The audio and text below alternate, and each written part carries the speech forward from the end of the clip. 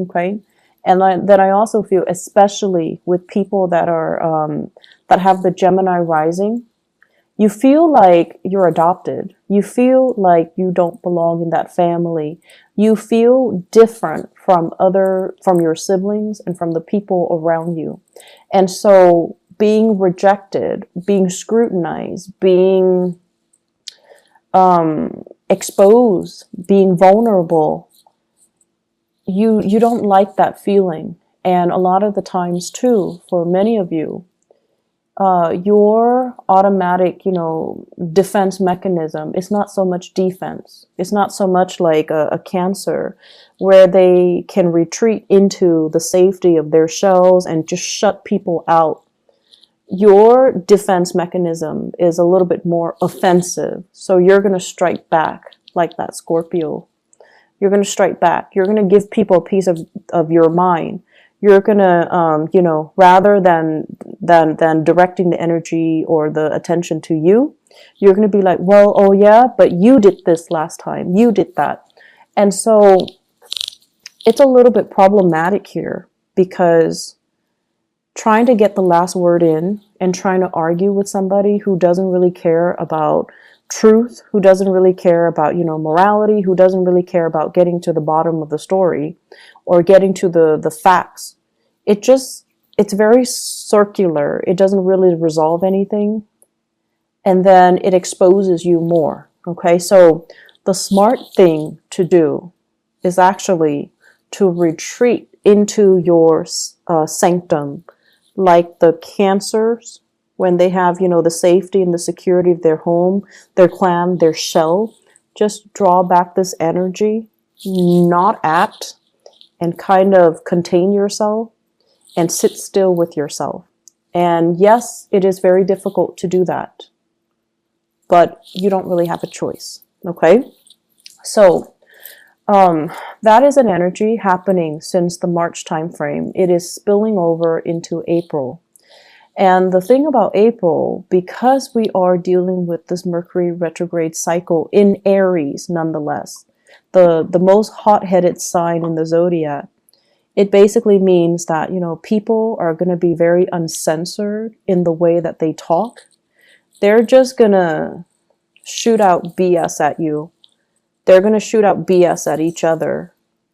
And no one is really interested in, having substantial, having communication that is valuable or meaningful or communicates what it needs to be communicated. So that's the problem with this energy. And when it's when it's affecting your ruling planet, it's not a good place to be. And so, shut the world out. Sit still with yourself. Do things without the inputs and the influence of other people. And just try to be very, very self-contained. Gemini is a mutable sign. It's also the sign of duality, because, it's the twins. And a lot of the times too, it's really difficult for you to kind of sit still and not have that stimulation from your environment. You need to spark off with another person. You need to have another person to bounce ideas off of. You need another person to kind of think like you in order for you to feel like you're on the right track. So you need a lot of stimulation from other people. You need a lot of feedback from a lot of people. And you need that constant back and forth intellectual rapport with other people and conversation with other people. And that is not really going to serve you well this month. I can't stress enough, you need to pull back your energy, okay? And especially, I feel Gemini suns, but also Gemini moons and rising as well. The rising signs, if you have a lot of earth in you, then I don't see this being a problem. But I feel like if you have a mixture of Gemini and fire signs, you're going to feel really restless and antsy and uncomfortable when you're on your own. And I feel like that's where the problem starts, okay? So find ways to distract yourself. They're saying as well, idle hands are the devil's playground. When you're bored, that's when you're going to start making mistakes. That's when you're going to be distracted and you're just like caught up in the boredom of it, where you're not going to be very mindful about the things that you do. And so, you know, keep yourself entertained, keep yourself focused, keep yourself busy, but more than anything, shut out other people. Okay, shut out other people.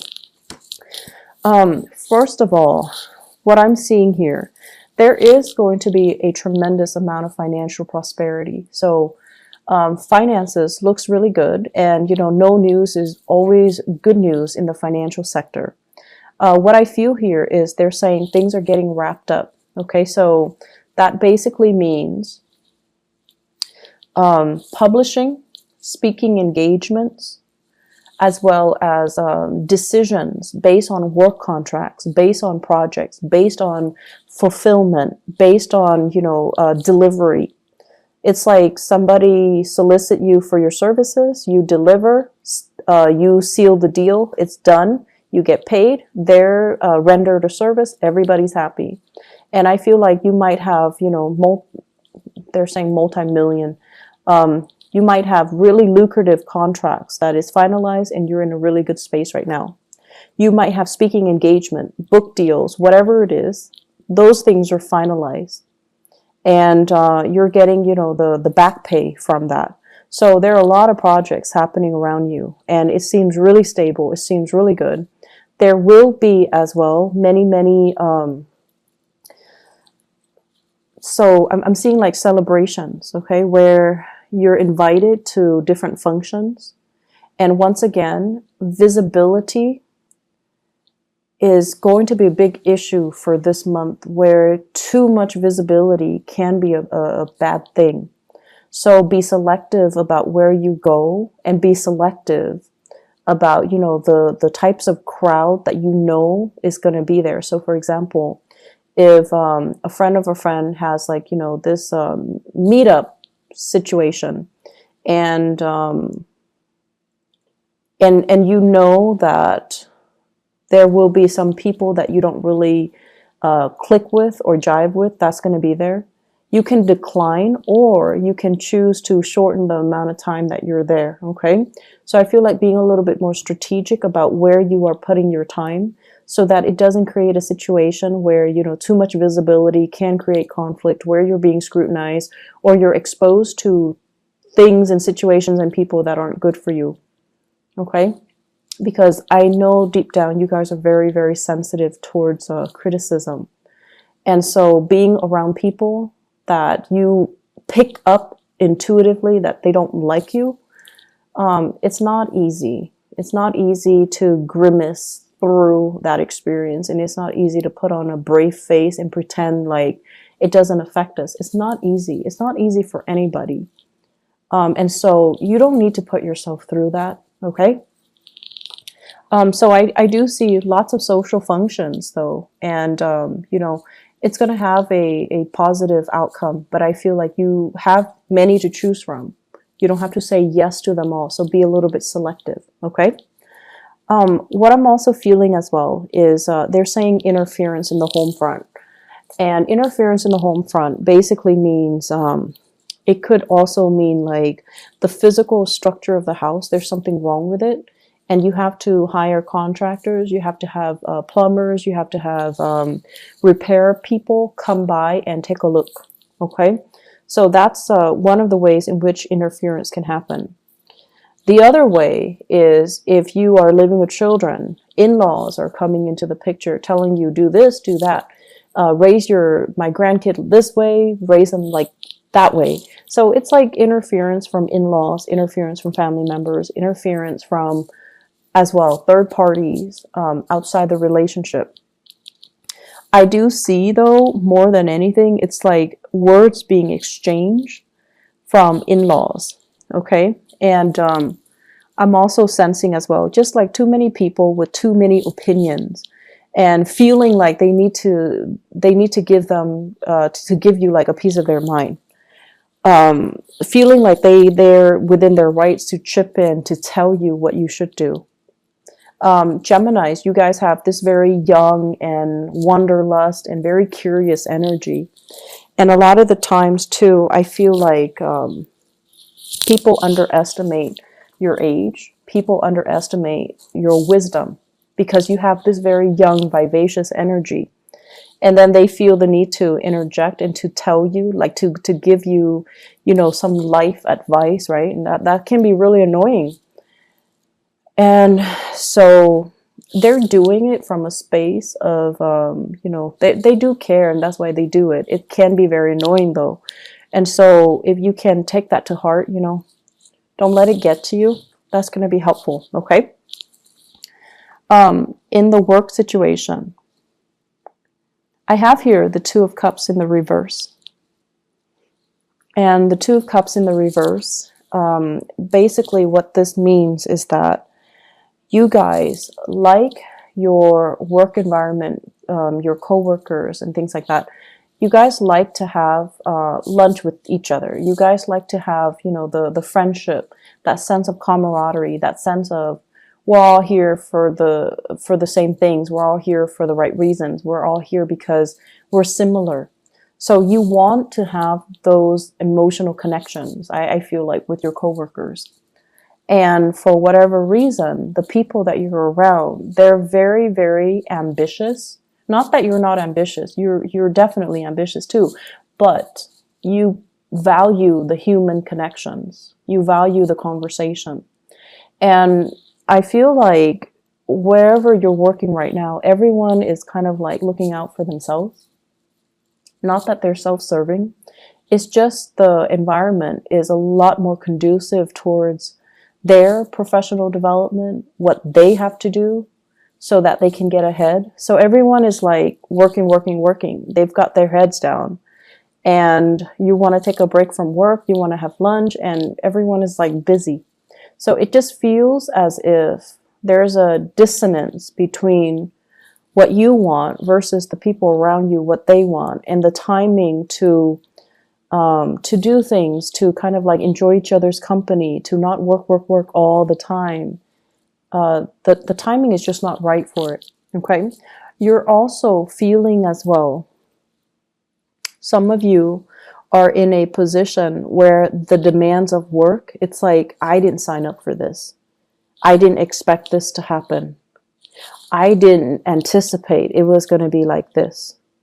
So I feel like many of you are in a role where you're just kind of tired of the responsibilities. And you kind of say, you kind of want to just say like, oh, stop. I don't want this anymore. This is not what I signed up for. That's what I'm hearing. And that's going to be something you need to work out. But I feel like Mercury retrograde cycles in particular, and I mentioned this for Aquarius, for air signs. Not so much Libra, just you and Aquarius, because your energy is very similar. The rest of the time when, Mercury is direct, you and Aquarius, you have a lot of nervous energy. You're constantly on the move. You're constantly going. You're constantly finding ways to keep yourself entertained and distracted. And then when Mercury goes retrograde, that's when you kind of have to sit still. That's when things around you get stalled, gets bogged down, and you're at a standstill. Physically, emotionally, and just, mentally. And so Mercury retrograde periods are really good times for you to figure out, how do I feel? What exactly is going on? How do I think about this? How does this make me feel? And so it's an uncomfortable process because, it's forcing you to really dig deep and ask yourself, how do I feel about this? Am I still liking it? Is it still worthwhile? And I feel like some of you are heavily thinking about this in your career. Do I still like it? Is it still fun? Is it worth it? Is it all it's cracked up to be? And am I still, able to do it? So you have some really deep questions here regarding your career that you kind of need to work through and assess. And keep in mind, because it's Mercury retrograde, it's good for us to reflect upon these things, but it's not good for us to act on it. Okay. I feel like there are some people in your work environment that are making life kind of difficult for you guys, and they're kind of like Debbie Downers. They don't really want to have any fun. They can't really take a joke, and they don't have that sense of camaraderie. And I feel like that's kind of bringing you down. And if these people were not in the picture, I feel like you'd be a lot happier. Okay. But I feel like either way, they're there for a reason. They're getting things done. So without them there, I feel like um, things can be very unproductive. So you also have to understand people have their purpose. They serve a purpose in this work situation, and to, appreciate uh, what they contribute. Okay, you don't have to like them. You don't have to be buddy buddy with them, but you definitely need to acknowledge the fact that they are contributing something, because I feel like they are. They're just not, fun and bubbly and gregarious and outgoing and friendly, but they have their own things that they are contributing productively to the work environment. Relationships. I have here a fire sign. So this is an Aries, a Leo, or a Sagittarius. And what I feel happening is, for those of you who are dealing with, a fire sign, I feel like you might have children together. You might also share property together. You might also have, like, be in a relationship with each other where you're not really sure if you're still 100% in it. That fire sign seems very caring, very loving, very protective, but they seem a little bit like they're infringing upon your freedom and your independence. Okay. I'm also getting here a water sign: Pisces, Cancer, Scorpio. It shows up here as the Knight of Cups. And the Knight of Cups is somebody who is, if you're starting to date this person, I feel like it can be the start of something good, because this is a really sweet, nice, and genuinely kind person. So that is Pisces, Cancer, Scorpio. There is, in the long run, lack of compatibility. But lack of compatibility is not always, the deal breaker. It's just how you deal with each other's energies, whether or not you're willing to kind of negotiate with each other. But you're dealing with someone who is actually very sensitive, and they have a great sensitivity about them in the way that they communicate. And they're going to put you at ease, because I mentioned before, you guys are really, really sensitive. And I feel almost like when you're hurt, you lash out. When you're hurt, you lash out. And then people don't understand how sensitive you are. And so this person is very sensitive, and they're approaching you kind of like with kitty gloves. And I feel that you can be quite happy with this water sign, okay? And so what I feel in your relationship sector here is that you're coming from a relationship where the other person might have been more abrasive, to a relationship where the current partner is a lot more responsive and emotionally grounded. So it's like the energy is coming from a fire sign to a water sign. And what that does is that it's forcing you to look at relationship in a different light. It's forcing you to change your tactics, your technique, and change your communication style.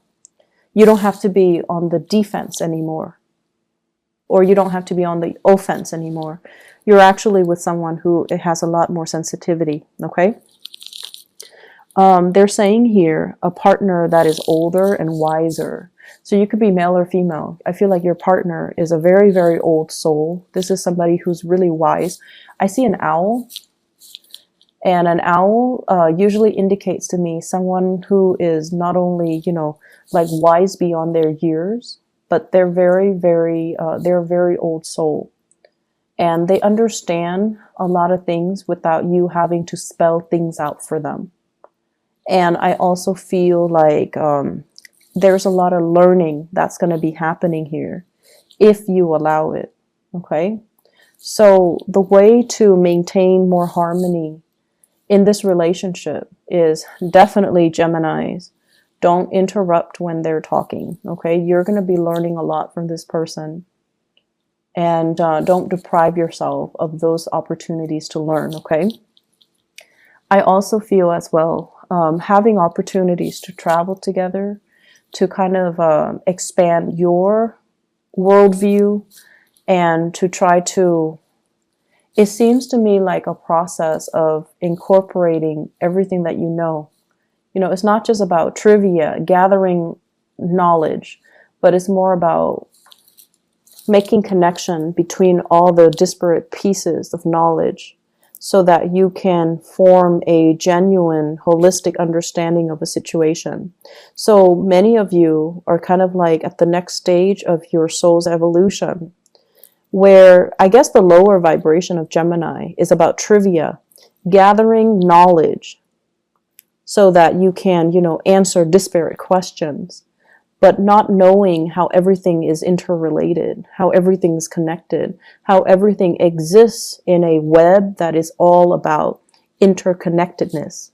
So the next phase here, and through the people that you're interacting with, even in the job that you're performing, and the new people that are coming into your social environment, you're learning to kind of like collect knowledge, but also trace out a line or a web to understand how everything is connected, how everything is related, because that's what true accumulation of knowledge is: to understand, to synthesize, to synthesize knowledge and to arrive at higher quality answers. Okay? I feel like this is the next step of the way. Don't fight it. This is something that you're going to need to do. Okay? As the first air sign of the zodiac, and when we look at, the first six signs are actually very young. Their souls are very young. And as the first air sign of the zodiac, it is really important for you to kind of look outside of yourself and to look at how other people are doing so that you can emulate what they're doing, and then you can grow. And I feel like with, Libras, it's the second air sign in the zodiac. Libras have a really, really sharp mind. They're able to retain information really well. And they're starting that journey where, they're very curious. They're like very scientific about the way in which they learn, the way they capture ideas, the way they compartmentalize and store information so that they can recall it when they need to. And then with Aquarius, it's like the higher vibration of that, where they grasp concepts really, really fast, and then they can draw answers out of the blue. And so with you guys, as the first sign, you're very good, and you're naturally very curious, and you're just really good at, gathering as much information as you can. And it's almost like a scramble for information. But in the process of scrambling to know everything, you're shortchanging yourself. You're not really gathering the high quality answers. You're just gathering knowledge for knowledge's sake without understanding how everything is related. So the way in which you store information, it needs to be changed a little bit so that things have a logical progression, so that things are woven in a way that is a little bit more meaningful. Okay?